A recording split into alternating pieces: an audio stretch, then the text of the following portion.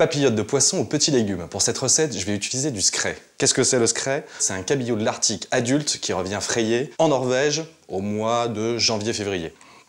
À côté de ça, on va avoir besoin de petits légumes. J'ai du poireau, de la carotte et également de la courgette. Alors on va directement attaquer cette phase-là. En fait, le but du jeu va être de faire de tout petits bâtonnets de ces 3 légumes. Donc je commence par le poireau. Je l'ai coupé en 2, je l'ai nettoyé. Alors la carotte, dans un premier temps, on va la peler. Voilà. Je coupe les extrémités. Et comme pour le poireau tout à l'heure, des bâtonnets. Mes bâtonnets de carottes. Et ça va être exactement la même opération pour ma courgette. Je coupe les extrémités, je coupe une bande, je coupe des tranches relativement fines. Et on est reparti.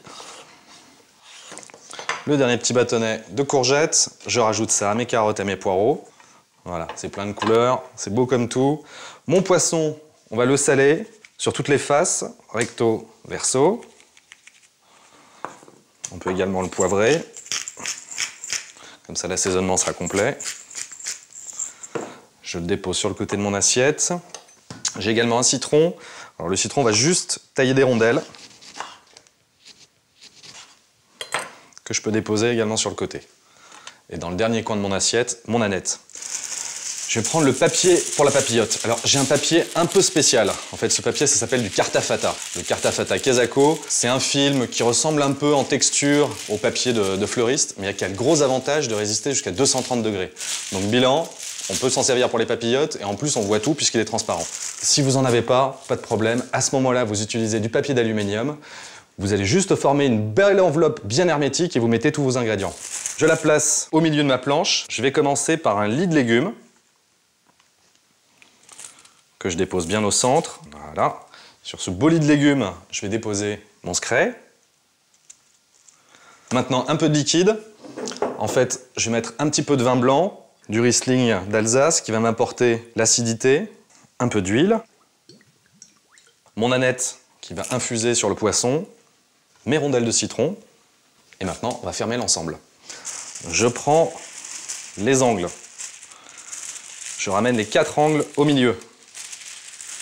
Une fois que c'est fait, j'écris des plis. Ceux-là, je les récupère aussi. Je récupère le dernier. Et simplement, avec une pince à linge que j'aurai préalablement trempée dans de l'eau, parce qu'on va la mettre au four, donc on va éviter qu'elle crame, je vais bloquer l'ensemble. Voilà. Et faire une très jolie petite papillote.